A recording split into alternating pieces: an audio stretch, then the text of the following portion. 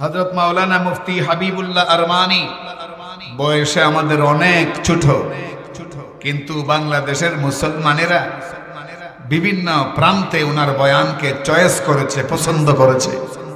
এজন্য উনি বাংলাদেশের বিভিন্ন জেলায় ইতিমধ্যে অনেকগুলো প্রোগ্রামে অংশগ্রহণ করেছেন। বাচ্চা মানুষ, কিন্তু বয়ান বড় মজবুত। উনি, আমি যতটুকু শুনেছি, উনি এসে গেছেন, উপস্থিত আছেন। হয়তোবা আমার পরপরই ওনাকে আপনাদের সামনে উপস্থিত করা হবে। খুশি না বেজার? খুশি না বেজার? নায়িকা যদি জেলখানায় যায় 1.5 দিনের মাথায় জামিন পায়, শাইখুল হাদিস জেলখানায় গেলে কোমরের মধ্যে গরুর রশি পায়। এমন যখন হবে নষ্টা ভ্রষ্টা প্রতিবাদের খুব দাম বাড়বে, গান বাজনা হবে। বিয়ে উপলক্ষে প্রত্যেক বৃহস্পতিবার জুমার রাতে এই ঢাকা শহরের সাথে সাথে গান আর গান। এই কেরানীগঞ্জেও দেখেছি, বাংলার বিভিন্ন আনাচে-কানাচেও দেখেছি বহু আলেম, ওই নামধারী আলেমদের কারণে মামুনুল হকেরা হক কথা বইলা টিকতে পারে নাই, জেলে যাওয়া লাগছে। আমি আপনাদের খেদমতে পবিত্র কোরআনুল কারীমের সূরা রুম থেকে একটি আয়াত তেলাওয়াত করেছি। পাশাপাশি রাসূল করিম সাল্লাল্লাহু আলাইহি ওয়াসাল্লামের একটি লম্বা হাদিসের শেষ অংশ তেলাওয়াত করেছি। তিলাওয়াতকৃত আয়াতে আল্লাহ পাক বলেন, যাহারাল ফাসাদু ফিল বাররি ওয়াল বাহরি বিমা কাসাবাত আইদিন নাস। খুব মনোযোগ দিয়ে শুনবেন তরজমা। যাহারাল ফাসাদু ফিল বাররি ওয়াল বাহরি বিমা কাসাবাত আইদিন নাস। আল্লাহ পাক বলেন, জলে আর স্থলে অর্থাৎ ভূখণ্ডে, এই দুনিয়ায় যত ফাসাদ দেখা দেয়, বিপর্যয় দেখা দেয়, ফিতনা দেখা দেয়, আল্লাহ পাক বলেন এগুলো মানুষের হাতের কামাই। দুইজনে বুঝছে, এই জন্য ঠিক বলছে, বাকিরা কয় হুজুর বুঝি নাই, বুঝাইয়া বলেন। আবার বুঝাইয়া বলি, আল্লাহ পাক বলেন এই ভূখণ্ডে, এই পৃথিবীতে যত বিপর্যয়, ফিতনা, ফাসাদ, মহামারী, অভাব, রাজনৈতিক অস্থিতিশীলতা, দুর্ভিক্ষ, আরো যত মুসিবত আসে, আল্লাহ বলেন যে এগুলো মানুষের কর্মের ফল। আরো আওয়াজ করে, কর্মের ফল। আরবিতে একটা প্রবাদ আছে, কামা তাদিনু তুদান। যেমন কর্ম, কন্যা আমার সাথে, যেমন কর্ম, যেমন কর্ম। আপনি লাগাইবেন তেঁতুল গাছ আর আশা করবেন ফজলি আম, এটা কি সম্ভব? হ্যাঁ, সম্ভব না। আপনি করবেন যত অপকর্ম আর আশা করবেন আল্লাহ গাড়ে ধরে জান্নাতুল ফেরদৌসে ঢুকাই দিতে, এটা কি সম্ভব? যাহারাল ফাসাদু ফিল বাররি ওয়াল বাহরি বিমা কাসাবাত আইদিন নাস।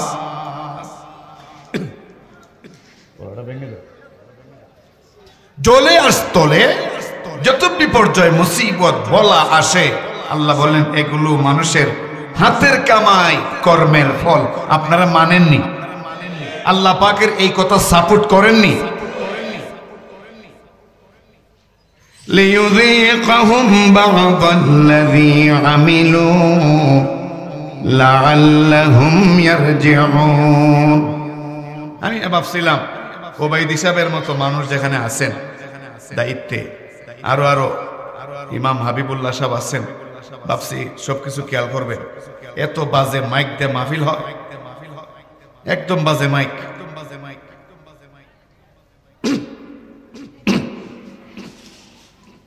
লিয়ুযীকাহুম বা'দাল্লাযী আমিলু লাআল্লাহুম ইয়ারজিউন। আল্লাহ বলেন এই বিপর্যয়গুলো দেই, কেন দেই? লিয়ুযীকাহুম বা'দাল্লাযী আমিলু। এরা যে অপকর্মগুলো করে তার শাস্তির স্বাদ আস্বাদন করাবার জন্য এই বিপর্যয়গুলো দেয়, যেন তারা ফিরে আসে ধাক্কা খাইয়া। কিন্তু জমানার মানুষ এত বেহায়া হইছে, ধাক্কা খাইয়া ফিরে আসবে দূরের কথা, চট করে আবার ঢুকতে চায়। আওয়াজ করে বলেন মুসলিম জনতা ঠিক কিনা? হায়া লজ্জা হবে দূরের কথা, আবার চট করে ঢুকে ফেলতে চায়, ঢুকতে চায়। আয়াতের সরল তর্জমা শুনলেন। এবার এই আয়াতের ব্যাখ্যাটা সবিস্তারে যদি আমি বলি, মিনিমাম 3 ঘন্টা সময় লাগবে আমার, এবং এই 3 ঘন্টায় আপনারা চোখের পাতিও ঠিক মতো মারতে পারবেন না। তার মানে আপনারা অমনোযোগী হবেন দূরের কথা, চোখের পাতিও মারার টাইম পাবেন না। এত গুরুত্বপূর্ণ আলোচনা, কিন্তু 3 ঘন্টা টাইম আপনাদের পক্ষেও আমাকে দেওয়া সম্ভব না, আমার পক্ষেও আপনাদেরকে দেওয়া সম্ভব না। আরো উলামায়ে কেরাম আছেন, বয়ান চলবে, সকলের বয়ান হবে। এজন্য সংক্ষিপ্ত আকারে এই আয়াতের আলোচনাটা বোঝাবার জন্য আমি আপনাদের খেদমতে 2টি হাদিস, পয়গম্বর আলাইহিস সালামের 2টি হাদিস আপনাদের সামনে পেশ করছি। এই 2টা হাদিসের মাধ্যমে আলোচনা শেষ হয়ে যাবে ইনশাআল্লাহ।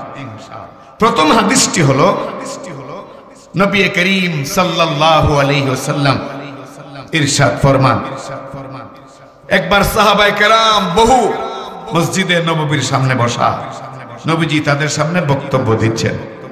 এক পর্যায়ে বলতেছেন, সাহাবীরা, ভবিষ্যতে এই পৃথিবীতে এমন একটা পর্যায়ে তৈরি হবে, এমন একটা পরিস্থিতির কায়েম হবে যে আমার উম্মত গোটা দুনিয়ায় মার পিট খাবে, নির্যাতিত হবে, লাঞ্ছিত হবে, অপমানিত হবে।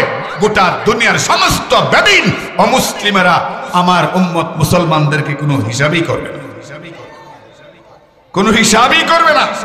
এমন একটা দিন আসবে, নবীজি বললেন যে এরকম তোমরা দস্তরখানে বসে একজন আরেকজনকে খাবার গ্রহণ করার জন্য ডাকো, এইভাবে সমস্ত কুফরে মিল্লাত, সমস্ত বেদিন কাফির এক হইয়া মুসলমানদেরকে মাইর পিটের আয়োজন চালাবে। সাহাবায়ে কেরাম প্রশ্ন করলেন, ইয়া রাসূলুল্লাহ, তখন কি মুসলমানদের সংখ্যা খুব কম হবে? আমরা তো বর্তমানে 1.25 লাখ, তখন কি মুসলমানদের সংখ্যা খুব কম হবে? তখন হযরত রাসূল করিম সাল্লাল্লাহু আলাইহি ওয়াসাল্লাম বলেছিলেন, না, তখন মুসলমানদের পরিমাণ তোমাদের চাইতে কোটি গুণ বেশি হবে, তোমাদের চাইতে কোটি গুণ মুসলমান পরিমাণে সংখ্যায় বেশি হবে, এরপরও তারা মায়ের খাবে। আল্লাহু আকবার।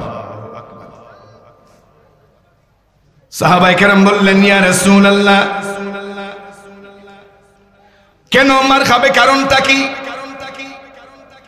আল্লাহর নবী মুহাম্মদ সাল্লাল্লাহু আলাইহি ওয়াসাল্লাম বললেন, 2টা কারণে আমার উম্মত সংখ্যায় তখন বেশি হওয়ার পরেও মার খাবে।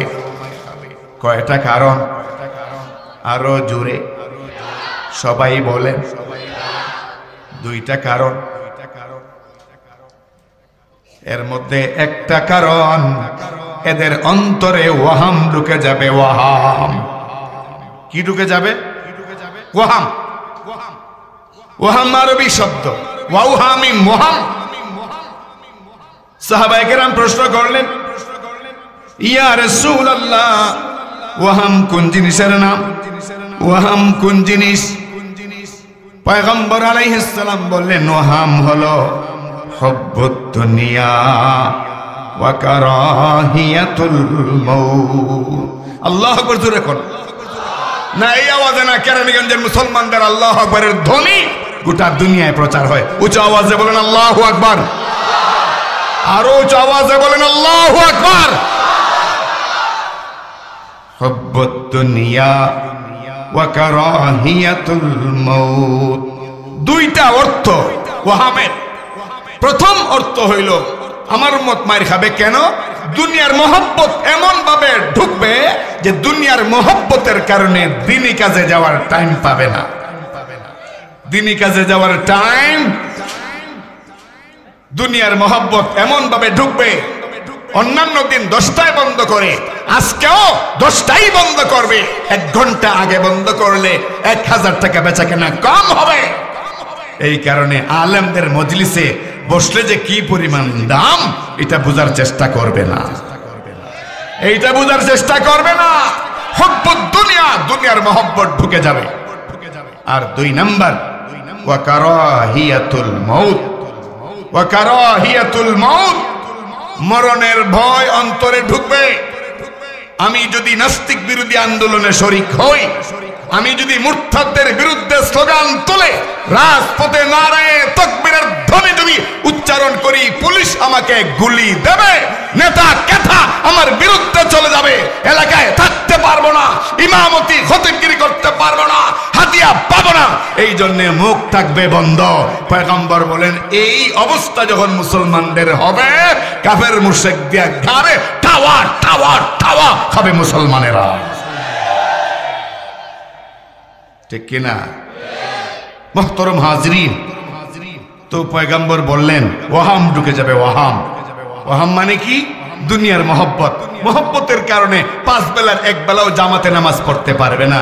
জেলা পরিষদ মসজিদে কত সুন্দর জামাত হয়, কত হাজার হাজার মানুষ প্রত্যেকটা জামাতে শরীক হয়, কিন্তু বহু ব্যবসায়ী এমন আছে 30 দিনের 1 বেলাও এই মসজিদে এসে জামাতে শরীক হবে দূরের কথা, নামাজই পড়ে না। আছে না নাই?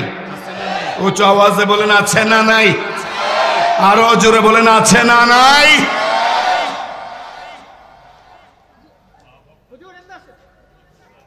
আল্লাহু আকবার। এই গেল প্রথম হাদিস। বুঝতে পারছেন তো মুসিবত কেন আসে? এখন তো বড় সুখে আছে না মুসিবতই আছে?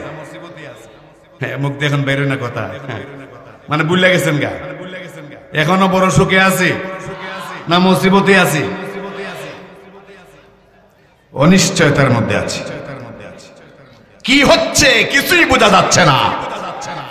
কি হচ্ছে জনগণ এখনো কিছুই বুঝতেছে না। কার এজেন্ডা বাস্তবায়িত হচ্ছে বাংলাদেশে এখনো 18 কোটি জনতা কিন্তু টের পায় নাই। এই গেল প্রথম হাদিস। দ্বিতীয় হাদিসটা শুনেন। দ্বিতীয় হাদিসের মাধ্যমে আমার বয়ান সমাপ্ত হবে ইনশাআল্লাহ। দ্বিতীয় যে হাদিসটা, এইটা হযরত সাওবান এই হযরত আলী রাদিয়াল্লাহু আনহু থেকে বর্ণিত আছে তিরমিজি শরীফে, আর হযরত আবু হুরায়রা রাদিয়াল্লাহু আনহু থেকে বর্ণিত আছে মিশকাতে। হাদিসটা অনেক লম্বা, তবে আমি লম্বা করে কথা বলবো না, সংক্ষিপ্ত করে কথা বলবো। এই হাদিসে রাসূল করিম সাল্লাল্লাহু আলাইহি ওয়াসাল্লাম বলেন, আমার উম্মত মুসলমান যখন 15টা পাপে লিপ্ত হবে। কয়টা পাপ? আরো জোরে। যখন 15টা পাপে লিপ্ত হবে তখন আমার উম্মতের উপরে শুরু হবে আসমান থেকে রক্তবর্ণ ঝড়, নাউজুবিল্লাহ। শুরু হবে পাথরের বৃষ্টি, শুরু হবে শিলাবৃষ্টি, শুরু হবে অনাবৃষ্টি, শুরু হবে অতিবৃষ্টি। চেহারা বিকৃত হয়ে যাবে, ভূমিকম্প হবে, ভূমিধস হবে, বাচ্চা কাচ্চার চেহারা বিকৃত অবস্থায় ভূমিষ্ঠ হবে। অস্বাভাবিক ঘটনা ঘটতেই থাকবে, ঘটতেই থাকবে। আর তসবির সেই সুতা ছিঁড়ে গেলে দানা যেমন একটার পর একটা পড়তেই থাকে, এইভাবে আসমান থেকে গজব আযাব মুসিবত একটার পর একটা আসতে থাকে। কয়টা অপরাধ, কয়টা গুনাহ? জোরে কোন, জবানটা খুইলা কোন। কয়টা? 15টা। মনোযোগ দিয়ে শুনেন। এই 15টা অল্প টাইমে বলে শেষ করে বয়ান শেষ হয়ে যাবে ইনশাআল্লাহ। 1 নাম্বার, ইদা তুখিদাল ফাইউদু ওয়ালা। 1 নাম্বার, পয়গম্বর আলাইহিস সালাম বলেন যে এই 15টা পাপ আমার উম্মত করলে পরে একটার পর একটা মুসিবত আসবে। মার্কেটেও শান্তি পাবে না, সারাদিন ডিউটি করে ঘরে গিয়েও শান্তি পাবে না, বেগম হবে চরিত্রহীন, মার্কেটে কষ্ট করবে, তাও অনেক কষ্ট। সারাদিন ঘাম ঝরবে কাজ করতে করতে, কিন্তু রাতে যাবে একটু প্রশান্তির জন্য পরিবারের কাছে, পরিবারকেও মন মতো পাবে না। যখন 15টা পাপ করবে, 1 নাম্বার পাপ, যখন গনিমতের মাল ইদা তুখিদাল ফাইউদওয়ালা, যখন গনিমতের মাল মেরে খাবে। মুহাদ্দিসিনে কেরাম বলেন, অর্থাৎ সরকারি মাল, দেশের মাল, দশের মাল যখন মেরে খাবে দায়িত্বশীলেরা, পয়গম্বর বলেন অপেক্ষায় থাকো মুসিবতের। এখন বলেন, এই প্রথম অপরাধটা, প্রথম নম্বর অপরাধটা কেউ করে না, আমাদের দেশে কেউ করে না। দেশের মাল কেউ পাচার করে না, দেশের জনগণের মাল কেউ মেরে খায় না। যেইভাবে আওয়াজ দিতেছেন বোঝা যায় দেশের মানুষ সবাই শাহজালাল। হ্যাঁ, এগুলার খবরই রাখে না। 1 নাম্বার কি বলেন? গনিমতের মাল যখন মাইরা খায়, অর্থাৎ তার কাছে রাখা হয়েছে দায়িত্ব দিয়া, হ্যাঁ সব মাইরা খায়। কোটি কোটি টাকা বিদেশে পাচার করে দেয়, ওইখানে বেগম পাড়ায় ওয়াইফ বিল্ডিং তুলে। কি বিল্ডিং? Wife building. 1 নাম্বার। এই অপরাধ সংগঠিত হলে আমি লুকমান সাদির কাছে বড় বড় সাইজের জিলাপি নিয়া আইয়া করজোর করিয়া দোয়া চাইলো, আল্লাহর দরবারে দোয়া কবুল হবে।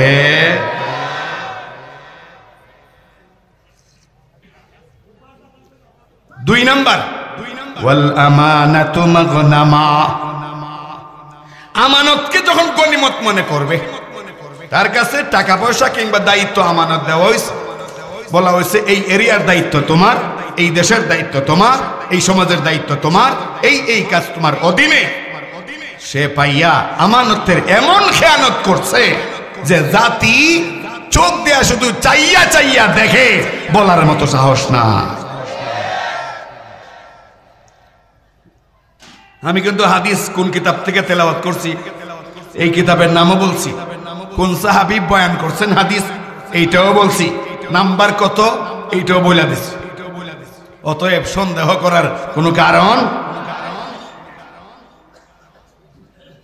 1 নাম্বার সরকারি মাল মেরে খাওয়া, 2 নাম্বার আমানতের খেয়ানত করা। আমানতের খেয়ানত করলে ঈমান থাকে না, নাউজুবিল্লাহ বলেন। লা ঈমানা লিমান লা আমানাতা লাহু ওয়া লা দীনা লিমান লা আহদা লা।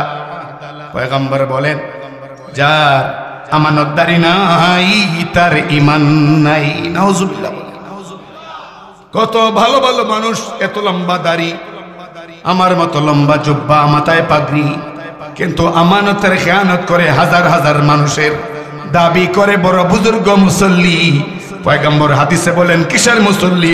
সে তো একটা বেঈমান। লা ঈমানা লিমান লা আমানাতা লাহু ওয়া লা দীনা লিমান লা আহদা লা। পয়গম্বরের কথা, লুকমান সাদি আর লুকমান সাদির বাপের কথা না।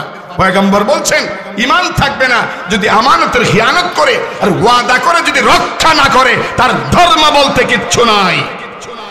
ধর্ম বলতে কিছু। 2 নাম্বার, কয় নাম্বার? 3 নম্বরে পয়গম্বর আলাইহিস সালাম বলেন, ওয়াজ যাকাতু মাগরামা। রে দুনিয়ার মানুষ, 15টা পাপ আমার উম্মতেরা যখন করতেই থাকবে, করতেই থাকবে, জুমার দিন বয়ান হবে, মাহফিলও বয়ান হবে, এরপরও এই পাপগুলো করতে থাকবে, বৃদ্ধাঙ্গুলি দেয়া হিসাবও করবে না, তখন এই গজব আসতে থাকবে। কোন সমাজে শান্তি থাকবে না, শৃঙ্খলা থাকবে না, সব শৃঙ্খলা ভেঙে পড়বে, দেশ অশান্ত হয়ে যাবে, দুনিয়া শান্তিহীন হয়ে যাবে। এর মধ্যে 3 নাম্বার, যখন মানুষ যাকাতকে জরিমানা মনে করবে। জরিমানা বলেন তো, যাকাত জরিমানা না ফরজ ইবাদত? আরো জোরে। যাকাত একটা ফরজ ইবাদত, কিন্তু পয়গম্বর বলেন এমন একটা সময় আসবে যাকাত মানুষ দিবে, আস্তায় পস্তায় দিবে, কিন্তু মনে করবে যাকাতটা দিচ্ছি, আমার কলেজা মানছে না, আসলে আমার উপর একটা জরিমানা করা হয়েছে, আমার টাকা আমি মনে চাইলে দেব, না চাইলে দেব না। কিন্তু কোরআনে কি বলা হয়েছে? আলেমরা আমাদেরকে এইভাবে টার্গেট করে বয়ান করে, এটা একটা জরিমানা, এই জরিমানা মনে করে যাকাত দেবে, ফরজ বিধান মনে করে দেবে না। এই কারণে 10 লাখ টাকার যাকাত আসলে 1.5 লাখ টাকার পাতলা শাড়ি আর লুঙ্গি কিনে এটা বিতরণ করবে, আবার মাইকিং করবে, অমুকের বাচ্চা অমুক, হ্যাঁ যাকাত দিব। কি দিব? যাকাত দিব। গরিবেরা লাইন ধরবে, আর এই কম দামি শাড়ি আর লুঙ্গি নিতে গিয়া 3 জন শহীদ হয়ে যাবে। এগুলো মনে জীবনে শুনেন নাই। আমি কি জেলা পরিষদের উদ্যোগে আয়োজিত মাহফিলে বয়ান করতেছি নাকি ময়মনসিংহ বয়ান করতেছি? এটাও বুঝে না। না না, একটু আওয়াজ করে বলেন আল্লাহু আকবার। তো 3 নাম্বার কি? যাকাতকে কি মনে করা? জরিমানা মনে করা। অথচ আল্লাহ বলছেন যদি নেশাব পরিমাণ মাল হয়, আমি আল্লাহ যাকাত ফরজ করে দিয়েছি মাত্র 2.5%। মানে 100 টাকার মধ্যে 2.5 টাকা, বাকি থাকে আরো 97.5 টাকা। আল্লাহ বলেন 2.5 টাকার যাকাত যদি ঠিকঠাক মতে আদায় করে দাও, তাহলে 97.5 টাকার দায়িত্ব আর জিম্মাদার আমি আল্লাহ হয়ে যাব। তো পয়গম্বর বলেন যাকাতকে যখন জরিমানা ভাববে, আল্লাহ প্রদত্ত ফরজ মনে করবে না, তখন আসমানি গজবের অপেক্ষায় থাকো। বুঝে থাকলে বলেন সবাইকে যাকাত দেয়। আরো জোরে বলেন যাকাত দেয়। আরো জোরে বলেন যাকাত দেয়। সঠিকভাবে যদি যাকাত বন্টন করা হতো, আর সঠিকভাবে যদি এই দেশের ধনীরা যাকাত দিত, 3 বছরের স্কিম নিলে পরে 4র্থ বছরে বাংলাদেশে 10 টাকা ভিক্ষা দেওয়ার মতো কোনো ভিক্ষুক থাকতো না। ঠিক কিনা? কিন্তু বড় লোকেরা কি ঠিক মতো যাকাত দেয়? এই যে মাহফিল হচ্ছে, এই মাহফিলের লাগে গেলে এমনও বড় লোক আছে 10 টাকা বাড়াই দেয়া কয় বহুত দিছি। আছে না নাই? 10 টাকা বাড়াই দেয়া কি বলে? বহু দিয়েছি। এটা হলো 3 নাম্বার, যাকাতকে জরিমানা মনে করা। বয়ানটা শুনেন আর সমাজের সাথে মিলান, নিজের সাথে মিলান। যদি ব্যতিক্রম কিছু মনে হয় তাহলে অবশ্যই আমল করতে হবে, আর যদি মনে করেন ঠিক আছে তো ঠিক আছে। মুহতারাম হাজিরিন, এটা হলো 3 নাম্বার। কয় নাম্বার? নাম্বার কিন্তু মনে রাখবেন, যতই শর্ট বয়ান করি এই 15টা আমি করেই ফেলবো ইনশাআল্লাহ। বয়ান শুনবেন পাকিস্তানি আলেমের কাছ থেকে, বয়ান শুনবেন শাইখে দেওনার কাছ থেকে, মিয়াজির সাহেবের কাছ থেকে বয়ান শুনবেন। আমি শুধু এই বাস্তবতাটা হাদিসের আলোকে তুলে ধরে যাই। 4 নাম্বার, পয়গম্বর বলেন 15টা পাপের মধ্যে 4র্থ নম্বর পাপ হইল ওয়াতুআল্লিমা লিগাইরিদ্দিন। ওয়াতুআল্লিমা লিগাইরিদ্দিন, যখন মানুষ ইলম শিখবে, ধর্মের প্রচারের জন্য নয়, বরং ইলম শিখবে নিজের স্বার্থে। ইলম শিখবে আমি বড় আলেম হব, সুযোগে চান্স পাইলে পরে দালালি করব। আমি বড় আলেম হব, সুযোগে চান্স পাইলে মুসলমানদের মধ্যে বিভেদ তৈরি করে মুসলিম সমাজে ফাটল তৈরি করব। এই ইচ্ছায় যখন মানুষ আলেম হবে, অর্থাৎ উলামায়ে সু হবে, যাদের মুখ থেকে কোন বাতিলের বিরুদ্ধে একটি কথাও বের হবে না। বাতিলের বিরুদ্ধে, নাস্তিকদের বিরুদ্ধে, মুরতাদদের বিরুদ্ধে, স্বৈরাচারদের বিরুদ্ধে একটি কথাও বের হবে না, বরং সবসময় খালি মিঠা আওয়াজ, মাটির নিচের আর আসমানের উপরের, যেন উনার উপরে কোনো বিপদ না আসে। এইরকম দালালি করবার জন্য ইলম শিখবে। রাসূল বলেন যখন ওয়াতুআল্লিমা লিগাইরিদ্দিন, ধর্মকে সামনে না রাখা পেট পূজা করার জন্য যখন ইলম শিখবে, আসমানি গজবের অপেক্ষায় থাকো। আপনাদের জানা মতে এমন নামদারি আলেম আছেনি সমাজে? এই আছে, আসতে কইলে যারা এমন আছে তাদের কানে কি পানি যাবে? জোরে বলেন এমন আলেম আসেনি? আরো জোরে বলেন এমন আলেম আছেনি? পরিষ্কার দেখেছি, এই কেরানীগঞ্জেও দেখেছি, বাংলার বিভিন্ন আনাচে কানাচেও দেখেছি। বহু আলেম ওই নামধারী আলেমদের কারণে মামুনুল হকেরা হক কথা বইলা টিকতে পারে নাই, জেলে যাওয়া লাগছে। আল্লাহ সকলকে হেফাজত করুক। ওয়াতুআল্লিমা লিগাইরিদ্দিন, এটা হইল 4 নাম্বার। ইলম শিখবে কিন্তু দ্বীনের জন্য নয়, মানুষকে ধর্মের কথা বলার জন্য নয়।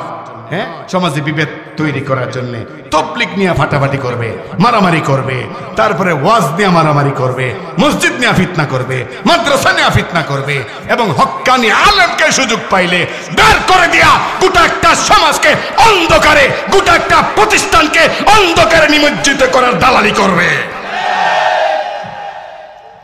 4 নাম্বার। কয় নাম্বার? 5 নাম্বার পয়গম্বর বলেন ওয়া আতাআর রাজুলু ইমরাআতাহু। 5 নাম্বার পয়গম্বর বলেন 5 নাম্বার অপরাধ, যখন মানুষ নারী লোকের অনুসরণ করতে শুরু করবে। পুরুষেরা কার অনুসরণ করবে? আরো জোরে, আরো জোরে। নারীর অনুসরণ করতে শুরু করবে। নারীকে জাতীয় ভাবেও মানবে, পারিবারিক ভাবেও মানবে। ঘরেও নারী যা কয় তা সই, আবার সমাজেও নারী যা কয় তা সই। এবার নারী যদি বলে আলেম ওলামারে পিঠা, হাতে হ্যান্ডকাপ লাগা, কোমরে গরুর রশি বাঁধ, যদি বলে আলেম ওলামারে মসজিদ মাদ্রাসা থেকে বের কর, সব করবে নেতা নামের ওই লোকেরা।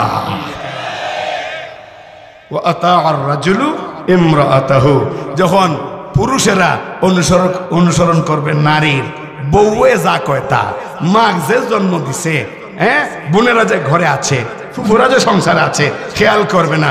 বউয়ে যা কয় তা, বউয়ে যা কয় তা। 26 বছর পরিবারে চলছে ভালো, বিয়ের পরে 3 মাসের মাথায় আলগা হয়ে চলে যায়। এমন জোয়ান আর তরুণ মনে হয় আপনারা জীবনও দেখেন নাই। দেখছেন? আল্লাহু আকবার। এটা 5 নাম্বার।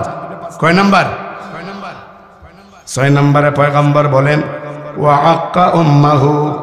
6 নাম্বার, যখন মায়ের নাফরমানি করবে মানুষ।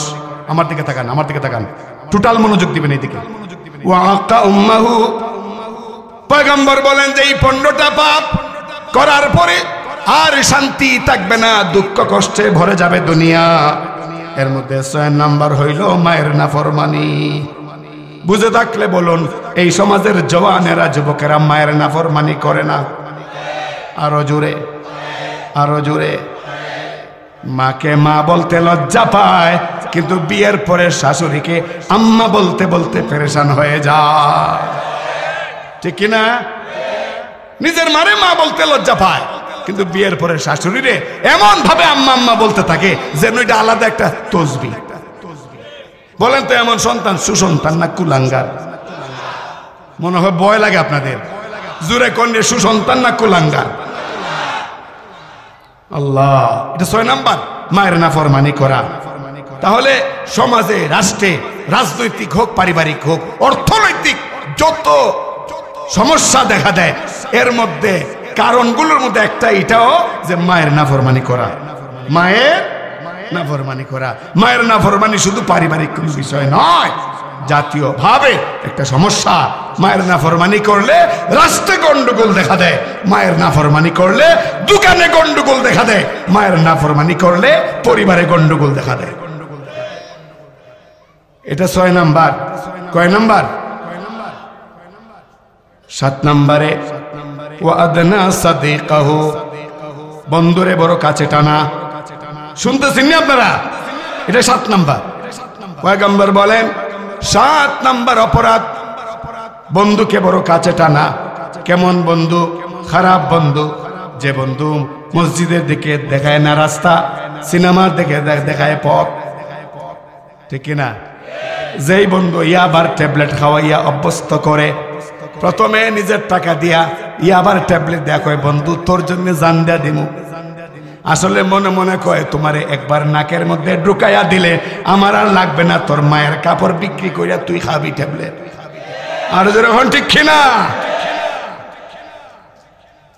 খারাপ বন্ধুকে খুব নিকটে আনবে, এটা 7 নম্বর অপরাধ। বুঝতে থাকলে বলুন, এই সমাজের মানুষ যে বন্ধুত্ব করে, ভালো মানুষের সঙ্গে বন্ধুত্ব বেশি করে না খারাপ মানুষের সাথে? 8 নাম্বার পয়গম্বর বলেন ওয়া আকসা আবাহু, বাপকে দূরে ঠেলে দেবে, বাপকে পছন্দ করবে না। আসেনি এমন জওয়ান? বাপের কোনো খোঁজখবর নেয় না। এখানে বহু বাবা আছেন বুকের মধ্যে পাহাড়ের মতো কষ্ট নিয়ে বসে আছে। বহু বাবা এরকম আছেন, ছেলে কথা শুনে না, বাবাকে বাবা ডাকাই না, দূরে সরাই দিছে, একটা টাকাও পাঠায় না, একটা টাকাও দেয় না, কষ্ট করে বাবা চলে, বৃদ্ধকালেও বাবা কাজ করে খায়। পয়গম্বর বলেন এটা 8 নম্বর অপরাধ। এই অপরাধ যখন মানুষ করে তখন আসমানি গজবের অপেক্ষায় থাকো। কয় নাম্বার গেল? আর জোরে কর না। 9 নম্বরে ওয়াজহারাতিল আসওয়াতু ফিল মাসাজিদ, যখন মসজিদ সমূহের মধ্যে শোরগোল হবে, মসজিদের মধ্যে মারামারি হবে, এটা 9 নম্বর অপরাধ, 9 নম্বর গুনাহ।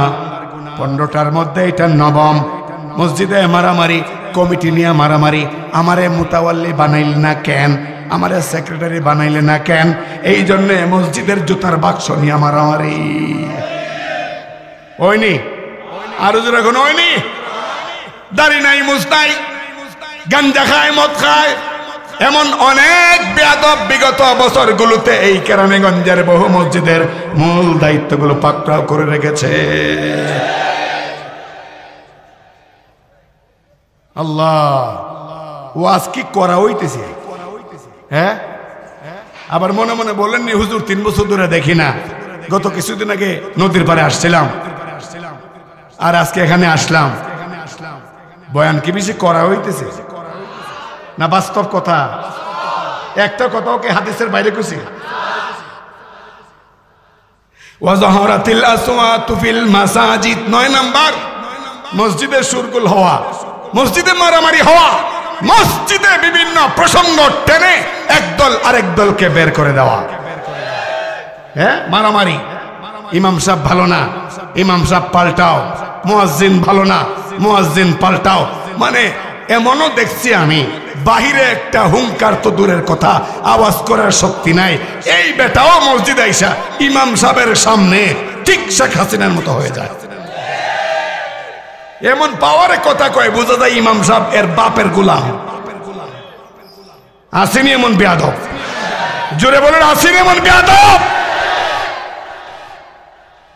9 নাম্বার মসজিদে শোরগোল করা, আওয়াজ করা, মসজিদে বেচাকেরি দেখানো জায়েজ নাই। যায় নামাজ ফালায় রাখবা প্রথম কাতারে। তুমি কেডা? সলিমউদ্দিন? কত টাকার মালিক? সারা দুনিয়ার মালিক কোনো লোক যদি হয়ে যায় আর সে মুসল্লি, একজন মুসল্লি থাকবে, তার জন্য আলাদা করে যায় নামাজ বিছাইয়া অন্য মুসল্লিকে বাধা দেয়া জায়গা খালি রাখা হারাম। এই ক্ষেত্রে কোনো ইমাম যদি সহযোগিতা করে হারাম কাজ করলো, কোনো মুয়াজ্জিন যদি সহযোগিতা করে হারাম কাজ করলো। 9 নাম্বার। কয় নাম্বার? জেলা পরিষদের মাহফিলে আজকে আমার একটা স্মৃতি থাকবে যে মাইকের কারণে আমার গলা গেছে। যাক, 10 নাম্বার শোনেন, ওয়াসাদাল কাবিলাতা ফাসিকুহুম, 10 নাম্বার অপরাধ।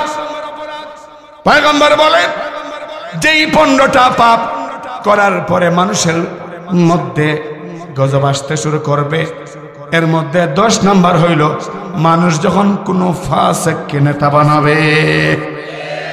ফাসিকরে কি বানাইব? আরো জোরে, আরো জোরে। নামাজ চিনে না, রোজা জানে না, কোরআন তেলাওয়াত তো দূরের কথা, কোরআন তেলাওয়াত করলে এসে বন্ধ করে দেয়, আলেম ওলামার ওয়াজ মাহফিল বন্ধ করে দেয়, সময় সুযোগে এমন কোনো হেন কাজ নাই সে করে না। এমন এমন লোক যখন এলাকার গোত্রের নেতা হবে, পয়গম্বর বলেন অপেক্ষায় থাকো, অপেক্ষায় থাকো, অপেক্ষায় থাকো। পিঠের মধ্যে মায়ের আর মায়ের। এটা কয় নাম্বার? 10 নাম্বার। কয় নাম্বার? 11 নাম্বার। পয়গম্বর বলেন ওয়াকানা যাঈমুল কওমি আরজালাহুম, পয়গম্বর বলেন আগে তো বলছেন গোত্রের নেতা হবে ফাসিক লোক যখন, তখন আসমানি গজব নামবে। এটা 10 নাম্বার অপরাধ। আর 15 নাম্বার অপরাধ, যখন রাষ্ট্রের মেইন হবে কোন খবিশ, রাষ্ট্রের মেইন হবে কোন খবিশ, রাষ্ট্রের লিডার হবে, রাষ্ট্রের নেতা হবে, গোটা দেশের নেতা হবে এমন কোন ব্যক্তি যে ব্যক্তি মুখে বলবে ইসলামের কথা, কোরআন তেলাওয়াত ছাড়া কাজ শুরু করে না, অথচ এরপরে বলবে মদিনার সনদ দিয়া দেশ চালাবে, কিন্তু বিসমিল্লাহর মতো পবিত্র বাণী সংবিধান থেকে তুলে দেবে। ঠিক কিনা? ভয় মনে হয় এখনো রয়েছে, গলা চাপা ধরছে, খালি পিছন দিকে চাইতে মন চাই, আইয়ানি দৌড়ালায়। ওই দিন শেষ, ওই দিন শেষ। জাতি জাগ্রত হয়েছে, প্রতিবাদ করতে শিখেছে। যেই সামনে আসবে বক্র হয়ে যদি না চলে, প্রত্যেকটা সরকারের সময়ে 24 সংগঠিত হবে, 24 সংগঠিত হবে।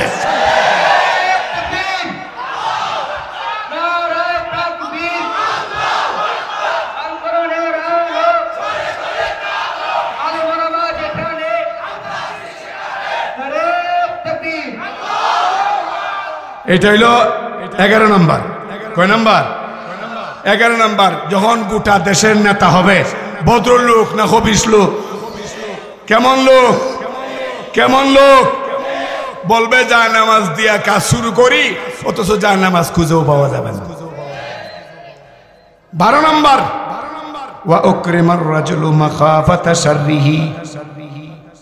পয়গম্বর বলেন 12 নম্বর অপরাধ, যখন কোনো মানুষকে সম্মান করা হবে, সম্মানিত হওয়ার জন্য নয়, বরং তার অত্যাচার থেকে বাঁচার জন্য ভয়ে তাকে সম্মান করা হবে।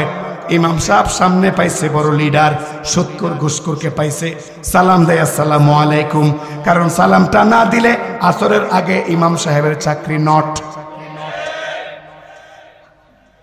সালাম দিয়েছে ইমাম সাহেব, ওই লোকটা 10 কদম যাওয়ার পরে ইমাম সাহেব কয়, আল্লাহ তোমার আজরাইলে এত লোক দেখে ডেলি, তোমার আজরাইলে এত লোক দুনিয়া থেকে নেয়, এই হবিষ্টারে নিতে পারে না। এমন লোক আসেনি? সালাম দে ভাই, বড় ভাই আসসালামু আলাইকুম, সালাম রাখ দিয়ে এই কয়, সুযোগ আই লোক সামনে। আর যখন ঠিক কিনা? এইরকম পরিস্থিতি যখন হবে, সম্মান দেওয়া হবে। আসলে ইজ্জতি মানুষ, সম্মানী মানুষ এই জন্য নয়, তার কাছ থেকে নিজের জানমালকে হেফাজত করার জন্য। এইরকম পরিস্থিতি যখন হবে, পয়গম্বর বলেন আসমানি গজবের অপেক্ষায়। এটা কয় নাম্বার গেছে? 12 নম্বর। 13 নম্বর, ওয়াজহারাতিল কাইনাতু ওয়াল মাআজিফ। পয়গম্বর বলেন যখন নাচ গান বেড়ে যাবে, বাদ্যযন্ত্র বেড়ে যাবে, নায়িকা গায়িকার চাহিদা বেড়ে যাবে।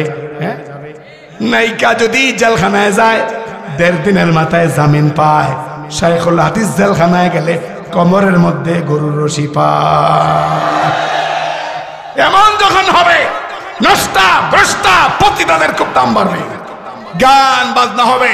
বিয়ে উপলক্ষে প্রত্যেক বৃহস্পতিবার জুমার রাতে এই ঢাকা শহরের সাদে সাদে গান আর গান, গান আর গান, গান আর গান। অমুক বাইরে কল দেয়, তমুক ভাইকে বলে ভাই একটা অনুষ্ঠান করতেছি, কর কর, কোনো সমস্যা নাই। হে অমুক ভাই শুনে রাখেন, আপনি আজকে লিডার, আপনি আজকে নেতা, আপনি মহল্লার একজন শক্তিশালী ব্যক্তি, আপনার পারমিশন নিয়ে যদি গান গায়, 3 ঘন্টা 5 ঘন্টার গানের বাজনার সমস্ত পাপ আপনার আমল নামায় ভালো করে সংগ্রহ করা হবে। জবাব আপনি দিবেন আল্লাহর দরবারে। হাসরের মাঠে যখন যাবেন, বড় ভাইগিরি ছুটে যাবে। এটা 13 নম্বর। কয় নাম্বার? আর 2টা আছে, বইলাই আমি বয়ান শেষ করবো ইনশাআল্লাহ। 14 নম্বরে ওয়াশুরিবাতিল খুমুর, ওয়াশুরিবাতিল খুমুর। নবীজি বলেন 14 নম্বর পাপ হইল মানুষ মদ পান যখন খুব বৃদ্ধি পাবে, মানুষ মদ পান করবে, বিভিন্ন নামে মদ চলবে। আজ ঢাকায় যান, বড় বড় হোটেলে ঢুকেন, ডাইরেক্ট মদ নাম নেই, কিন্তু অন্যান্য নামে স্পষ্ট মদ পান করা হচ্ছে। প্রত্যেকটা বড় বড় হোটেলে একেবারে পেপসি কোকা কোলা যেরকম ইজি, মদও এরকম ইজি। পয়গম্বর আলাইহিস সালাম বলেন মদ পান যখন বেড়ে যাবে, কেমন বাড়া বাড়ছে এই কালীগঞ্জে, এই কারণেগঞ্জের মহল্লায় মহল্লায় ইয়াবা ব্যবসায়ীরা এত উৎপাত করেছে অতীত জীবনে। আমরা দায়িত্ব পালনে কষ্ট পেয়েছি, বুঝিয়েছি রুমে এনে পকেটের টাকা খরচ করে মাদক সেবন এবং মাদক বিতরণ থেকে দূরে থাকার জন্য অনুরোধ করা হয়েছে, মানে নাই। নেতৃত্বের গরমে ইমাম সাহেবের কথা মানে নাই। কোথায় গেলা আজকের সেই বড় বড় ব্যক্তিরা? 14 নম্বর হলো অশুরিবাতিল খুমুর, 15 নম্বরে হলো ওয়ালাআনা আখিরু হাযিহিল উম্মতি আওয়ালাহা। 15 নম্বর পয়গম্বর আলাইহিস সালাম বলেন, যখন পরবর্তী লোকেরা আগের লোকদেরকে দোষারোপ করবে, অভিশাপ দেবে, বলবে অমুকে ইসলাম বোঝে নাই, অমুকে কোরআন বোঝে নাই। যেমন বর্তমানে একদল আছে আহলে হাদিস, এরা ইমাম আবু হানিফাকে ঠিক মতো আলেমে বিশ্বাস করে না, অথচ ইমাম আবু হানিফা আমাদের মাযহাবের বড় ইমাম, আমাদের মাযহাবের মেইন, আমাদের মাযহাবের প্রধান বড় আলেম, কিন্তু উনাকে মানে না, বলে উনি 40 হাদিস মুখস্থ জানতেন, ছোট আলেম। পরবর্তী লোকেরা আগের লোকদেরকে দুষবে, বলবে না ইমাম শাফি কিচ্ছু বোঝে নাই, ইমাম মালিক কিচ্ছু বোঝে নাই, আমি বুঝছি। হে বুঝছে, হে বাংলা বুখারী শরীফ কিনা নামটাও কইতে পারে না। কয় কেমনে জানেন? কয় বুখারীতে আছে, বুখারী। মুসলিম শরীফ হাদিসের কিতাবের নাম, শুদ্ধ করে বলতে পারে না, কয় মুসলিম, মুসলিম, মুসলিমে আছে। হেও দাবি করে ইসলামী পণ্ডিত, আর বলে ইমাম আবু হানিফার বলে জ্ঞান ছিল না। অথচ ইমাম আবু হানিফা কত বড় আলেম ছিলেন শুনেন। উনার জমানায় এক দম্পতির মধ্যে ভুল বোঝাপড়া, স্বামী স্ত্রীর মধ্যে ঝগড়া, কথা বলে না অনেক দিন। স্বামী একদিন রাগ করে বলছে, আজকে ফজরের আগে তুই যদি কথা না বলিস তোরে 3 তালাক দিয়া বাপের বাড়ি পাঠিয়ে দিও। এই হুমকি দিছে স্ত্রীকে। কিন্তু এই হুমকি দেওয়ার পরে দেখে স্ত্রী আরো বাঁকা হয়ে বসছে, কোনো লক্ষণই নাই কথা বলার। রাত 12টার সময় ইমামে আজমের বাড়ির পাশে ঘটনা, ইমামে আজমের কাছে আসছে আবু হানিফার কাছে, আইসা বলতেছে, হুজুর এইরকম শর্ত সাপেক্ষে তো তালাক দিয়ে দিছে, এখন যদি ফজরের আগে কথা না বলে তাহলে তো 3 তালাক হয়ে যাবে, আমার 3-4টা বাচ্চা, এদেরকে নিয়ে মুসিবতে পড়বো, আপনি একটা ব্যবস্থা করেন। তো হুজুর বললেন, তুমি যাও, তোমার স্ত্রী তালাক হবে না, যাও নাকে তেল দে ঘুমাও। এই লোক গেছে, ইমাম সাহেব শেষ সাথে গিয়া দিছেন একটা আযান, আল্লাহু আকবার কোন। একটু পর আমি নেমে যাব, জোরে সোরে কোন আল্লাহু আকবার। একেবারে বাইতুল মুকাররম গিয়া ধ্বনি ঠেকতো কোন আল্লাহু আকবার।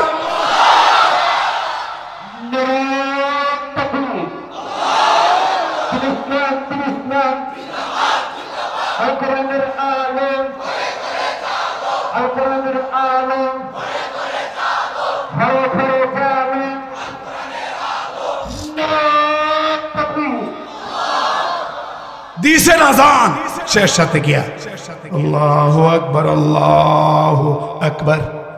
আযান শুননাই তার স্ত্রী কয়, স্বামী গুড বাই, গুড বাই, শুভ বিদায়, তোমার সংসার আমার আর করা লাগবে। তালাক হয়ে গেছে, ফজরে আযান হয়ে গেছে, আমি কথা বলি নাই, কষ্ট করে নিজেকে নিয়ন্ত্রণ করেছি, কারণ তোমার ঘর করতে চাই না। কিছু বদনারী আছে, স্বামীর সাথে একটু লাগলে হয় তোর ঘর করি না, ঠিক কিনা? বোঝা যায় তোর নৌকায় যাই না, হ্যাঁ তোর ঘরে যাই না, তোর বাসায় থাকি না, একদম ইজি কথা, তোর ঘর বলে। এখন বলতেছে গুড বাই, বিদায়, তোমার ঘর আর করা লাগবে না। তখন তো ওই লোক দৌড়াই আইছে ইমাম সাহেবের কাছে, আইসে বলতেছে, হুজুর আপনি বললেন কি আর হইল কি? আপনি বললেন তালাক হইতো না, আমি নাকে তেল দিয়ে ঘুমাইতাম, তো আমি তো তেল ছাড়াই ঘুমাইছিলাম, কিন্তু আযান তো হয়ে গেল, তালাক তো হয়ে গেল, 3-3টা বাচ্চা নিয়ে যাবো কোথায়? ইমাম সাহেব বলেন, ইমামে আজম নুমান ইবনে সাবিত রাহমাতুল্লাহি আলাইহি বলেন, আগে বলো আমার আযান শুনে কোনো কথা বলছে কিনা তোমার স্ত্রী? কয় কথা কি, শুধু গুড বাই কইছে। চাচাতো ভাই কইছে না গুড বাই কইছে? কয় তাহলে তুমি নিশ্চিত থাকো তোমার বউ তালাক হয় নাই। কয় হুজুর বলেন কি, আযান হয়ে গেছে তারপরে তালাক হয় নাই মানে? ইমাম সাহেব বললেন, আমি যে আযানটা দিছি এটা হলো তাহাজ্জুদের আযান, এটা ফজরের আযান নয়। আল্লাহু আকবার কি এখনো বলবেন না? এইটা ছিল তাহাজ্জুদের আযান। যদি কথা বলে থাকে শর্তভঙ্গ হয় নাই। এখন এই লোকে বউরা ইসা কয় তুমি গুড বাই কইছিলা, আমি কই আই লাভ ইউ। তালাক হয় নাই, তালাক হয় নাই। তাহলে আজান যে দিল, আজান দিয়েছেন আমাদের ইমামে আজম, আর সেটা হলো তাহাজ্জুদের আজান, আর সেটা তুই নেই, তুমি গুড বাই কইছিস। কত বড় আলেম, কত বড় ব্যক্তি হলে এমন কঠিন সমস্যার সমাধান এইভাবে দিতে পারেন? আওয়াজ করে বলুন ঠিক কিনা? অতএব পরিষ্কার কথা, ইমাম আজম এর বিরুদ্ধে, ইমাম শাফি, ইমাম মালিক, এরকম ব্যক্তিদের বিরুদ্ধে কোনো বেয়াদব যদি মুখ খুলে, বুঝতে হবে তার জন্মের মধ্যে 100% কোনো প্রবলেম রয়েছে। কারণ কোন সুস্থ মেধার মানুষ এই সমস্ত মুফাক্কিহ আলেমে দ্বীনদের বিরুদ্ধে বলতে পারে? তো 15 নম্বরে পয়গম্বর বলেন ওয়ালানা আখিরু হাযিহিল উম্মতি আউওয়ালাহা, যখন পরবর্তী যুগের লোকেরা পূর্বের লোকদের অভিশাপ দেবে, পারিবারিকভাবে হতে পারে, আমার দাদা এটা বুঝে নাই, আমার বাপে এটা বুঝে নাই, আমি খুব বুঝছি, এরকম আছে না? আছে না? অনেক জওয়ানের তরুণ বলে। এইরকম পরিস্থিতি যখন কায়েম হবে, পয়গম্বর আলাইহিস সালাম বলেন ফারতাকিবু ইনদা যালিকা রিহান হামরা ওয়া জালজালাতান ওয়া খাসফান ওয়া মাসখান ওয়া কাযফান ওয়া আয়াতিন তাতাবাউ কানিজাম কুতিআ সিলকুহু ফাতাতাবা।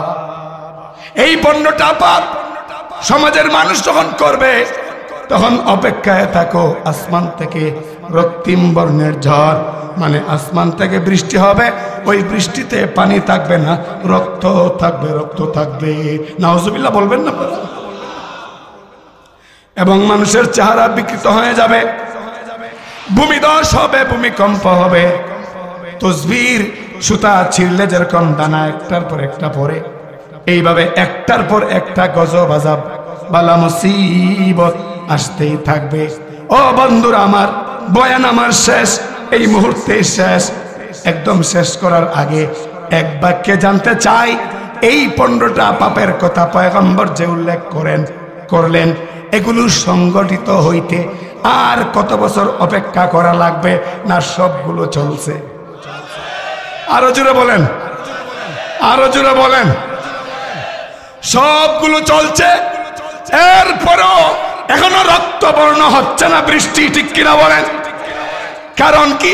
এই যে জেলা পরিষদ মসজিদ, এই যে মসজিদ সংলগ্ন মাদ্রাসা, এরপরে কালীগঞ্জ বড় মসজিদ এবং তৎসংলগ্ন মাদ্রাসা, এইরকম প্রত্যেকটা মসজিদের সাথে যে মাদ্রাসাগুলো আছে, এই মাদ্রাসাগুলোর মধ্যে ওই হাফেজে কোরআনরা শেষ রাতে যখন আপনি আমি ঘুমাই, এরা ঘুম থেকে উঠে ছোট ছোট কচি বাচ্চারা যখন ইয়াসিন ওয়াল কুরআনিল হাকীম ইযা ওয়াকাতিল ওয়াকিআ, এই তেলাওয়াত করে, তেলাওয়াতের কারণে আসমানি গজব আসমান থেকে নাজিল হয়, মাঝামাঝি আটকে থাকে। কারণ এই জমিন 24 ঘন্টায় মাদ্রাসায় পড়ানো হয় আর কোরআন তেলাওয়াত হয়, গজব নিচে নামতে পারে না। এখন কি গজব নামতো না গজব আটকাইতো? নামতো না গজব আল্লাহ হেফাজত করতেন? যদি হেফাজত, গজবকে আল্লাহ করেন, গজবকে আল্লাহ বিলুপ্ত করে দেন, এইটা যদি চান, এই জেলা পরিষদ মসজিদ সংলগ্ন মাদ্রাসা সহ সমস্ত মাদারিসে দিনিয়া কওমিয়াকে, কোন আওয়াজ নেই, মাদারিসে দিনিয়া কওমিয়াকে টিকায় রাখতে হবে। রাজি আছি তো? আল্লাহ সকলকে কবুল আর মঞ্জুর করুন, আমিন। ওয়া আখিরু দাওয়ানা আলহামদুলিল্লাহি রাব্বিল আলামিন। একটা দাওয়াত দেয়া যায়, আগামী 24 তারিখ ফেব্রুয়ারির 24 তারিখ জিঞ্জিরা ঈদগাহ মাঠে ইত্তিফাকুল উলামা কেরানীগঞ্জের উদ্যোগে বিশেষ এক ইসলাহি মাহফিল, জোহর থেকে শুরু, এশা পর্যন্ত জিঞ্জিরা ঈদগাহ মাঠে। তারিখটা 24 ফেব্রুয়ারি। আল্লামা নুরুল ইসলাম অলিপুরি দামাত বারকাতুহুম প্রধান মেহমান, সভাপতি হিসেবে দায়িত্ব, এই দাওয়াতটা দেয়া গেলাম। কবুল করছেননি আপনারা? যাইবেননি আপনারা? যাইবেননি? অলিপুরি হুজুরের বয়ান বাদ মাগরিব, মনে থাকবে তো ইনশাআল্লাহ? আল্লাহ সকলকে কবুল করুন, আমিন। ওয়া আখিরু দাওয়ানা আনিল হামদুলিল্লাহি রাব্বিল আলামিন।